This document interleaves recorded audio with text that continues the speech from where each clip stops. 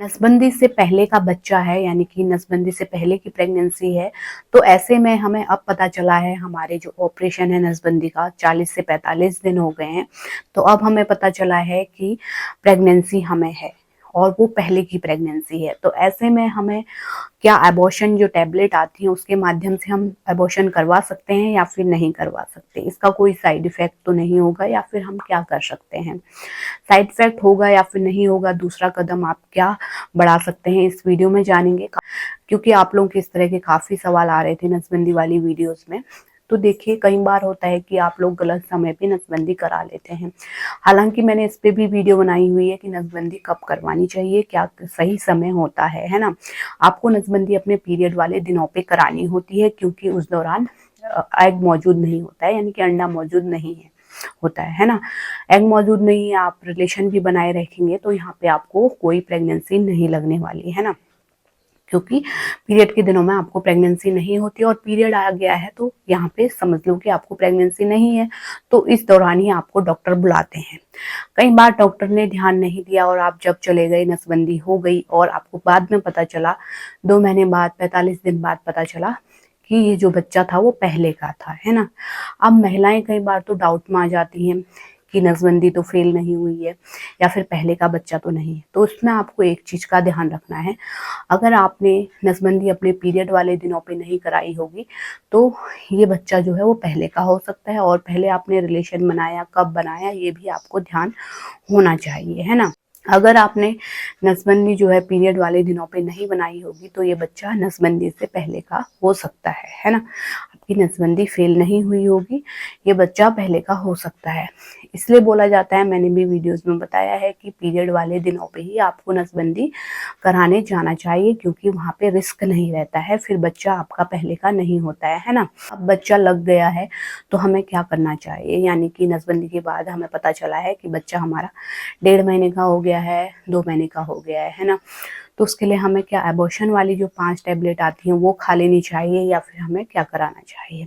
तो देखिए, एबॉर्शन वाली टैबलेट आप बिल्कुल भी मत खाइए, डॉक्टर के पास भी जाएंगे तो वो भी मना करेंगे, क्योंकि अभी अभी आपका ऑपरेशन हुआ है, 2 महीने ही हुए हैं, 2 महीने से भी कम का समय हुआ है।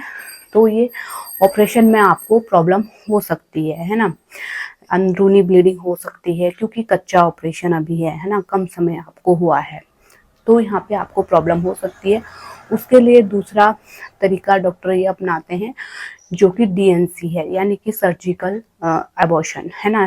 सर्जरी के माध्यम से आपका सफाई हो जाती है, डीएनसी जिसको बोला जाता है, जिसमें आपको शून्य किया जाता है और आपके गर्भाशय की सफाई की जाती है, तो वो बेस्ट होता है।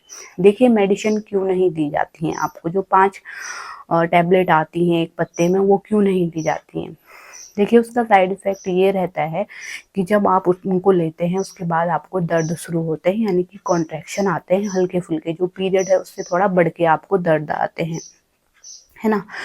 तो कॉन्ट्रैक्शन आपके लिए सही नहीं है ना, आपके बच्चेदानी के लिए सही नहीं है, क्योंकि अभी आपके बच्चेदानी का जो ऑपरेशन है, आपकी नसबंदी हुई है ना, आपकी ट्यूब्स काटी गई हैं या फिर उनको टाई किया गया है, तो उनके लिए ये सही नहीं है, ये दर्द या कॉन्ट्रैक्शन होना सही नहीं है। इसलिए डॉक्टर डीएनसी इसके लिए सही समझते हैं, है ना। तो डीएनसी ही करवाएं। कई बार महिलाएं जो है, अवेयरनेस उनको नहीं होती, नॉलेज नहीं होने के कारण वो नज़दीकी मेडिकल स्टोर से दवाई लेके खा लेती हैं, लेकिन उसके बाद उनको कई ऐसे साइड इफेक्ट होते हैं, ब्लीडिंग हो जाती है, अंदरूनी ब्लीडिंग उनको हो जाती है, तो फिर वो परेशान होती फिरती हैं।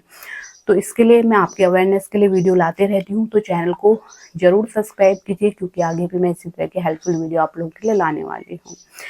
तो देखिए, जैसे कि आपका बच्चा पहले का है तो तुरंत डॉक्टर से मिलिए, डॉक्टर वहाँ पे डीएनसी बोलेंगे आपको, तो डीएनसी करवाइए, 2-3 दिन में आप आराम से ठीक हो जाते हैं, फिर आपको कोई प्रॉब्लम नहीं होती है। तो उम्मीद करती हूँ आप समझ गए होंगे और आप टैबलेट लेने की भूल नहीं करेंगे, है ना। तो क्यों नहीं दी जाती है ये भी मैंने आपको बता दिया है।